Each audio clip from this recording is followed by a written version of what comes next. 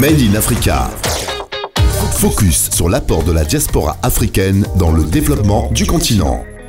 La 4e édition du Choiseul Africa Business Forum, grand forum d'investissement, s'est tenue ce 17 novembre 2023 à Casablanca, au Maroc, pour la 2e fois consécutive. Sous le thème « Souveraineté économique pour l'Afrique », ce forum, se voulant une plateforme centrale pour le changement en Afrique, offre donc cette année une opportunité aux acteurs du développement de se rencontrer et d'échanger autour de la souveraineté économique du continent. Ainsi, on prit part à cet événement un parterre de plus de 900 personnes, décideurs et hommes d'État, parmi lesquels la présence remarquée du ministre délégué en charge du planning au Cameroun, M.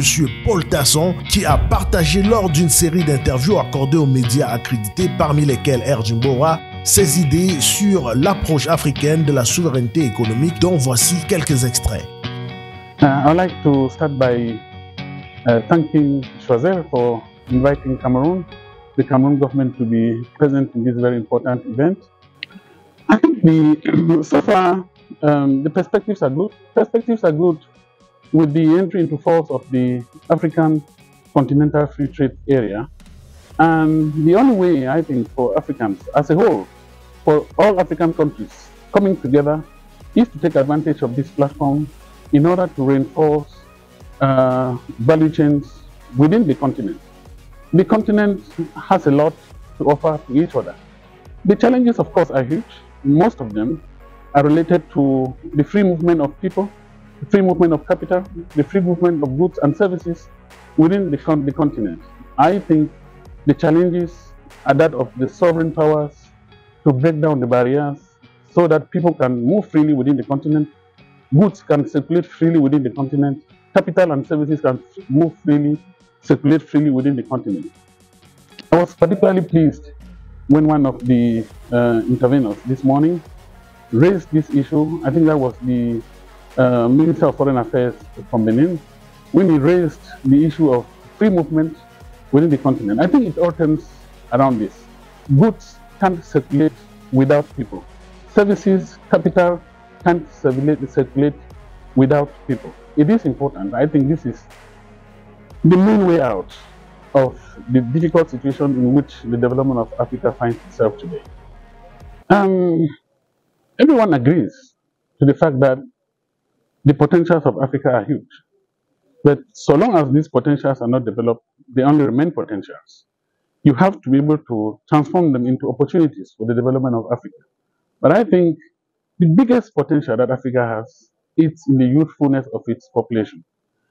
Of course, we have rich on the ground with minerals and what have you, but on the surface, we have the people.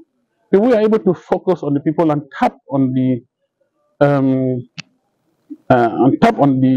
potential of these people and capture the demographic dividend which is offered by the youthful population of Africa, we may just as well be able to turn around the challenges of Africa into opportunities. And most importantly, the development of the value chains. I think we've talked about this a lot.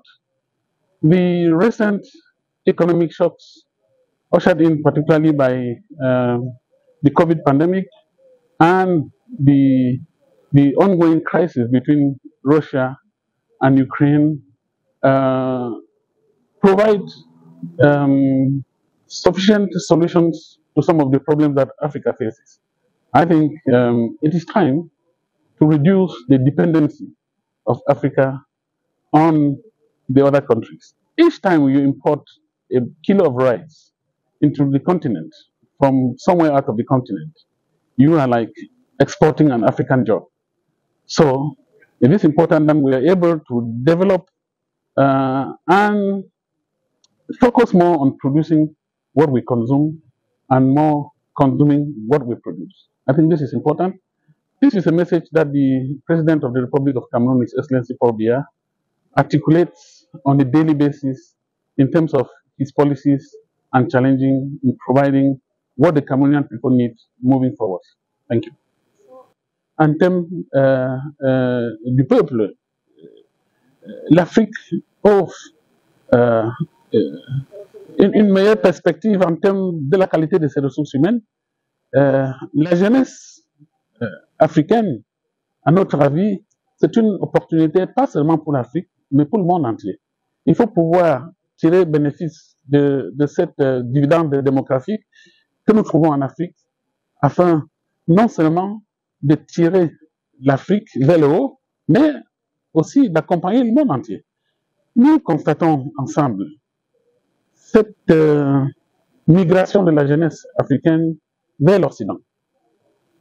L'Occident accepte et accueille cette jeunesse africaine parce que cette jeunesse vient avec une certaine force pour compléter ce qui les manque, les populations étant vieillissantes.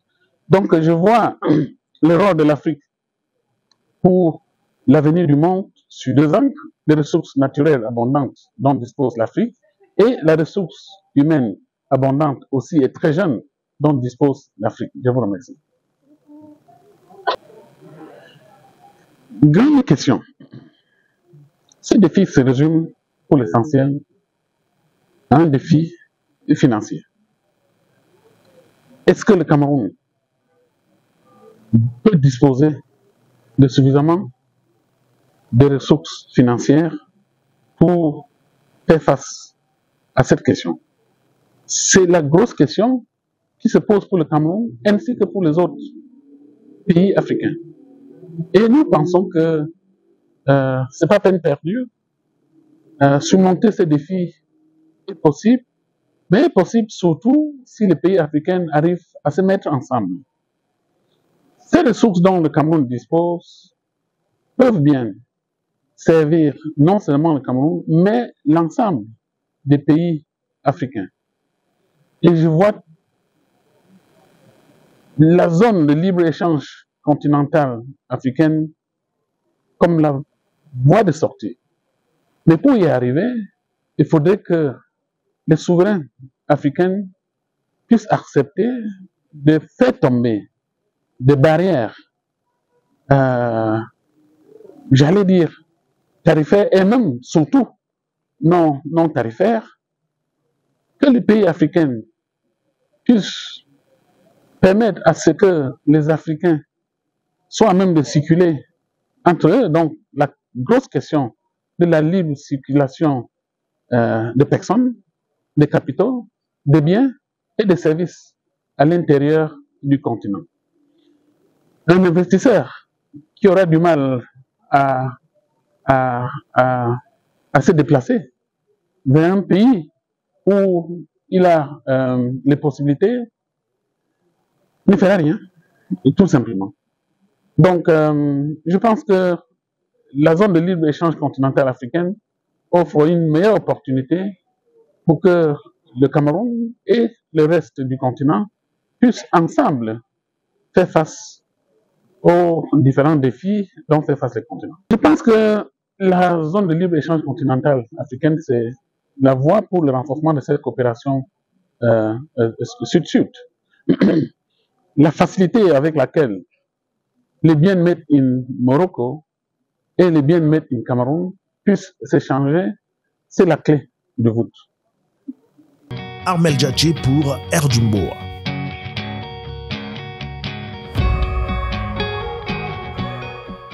Made in Africa. Focus sur l'apport de la diaspora africaine dans le développement du continent.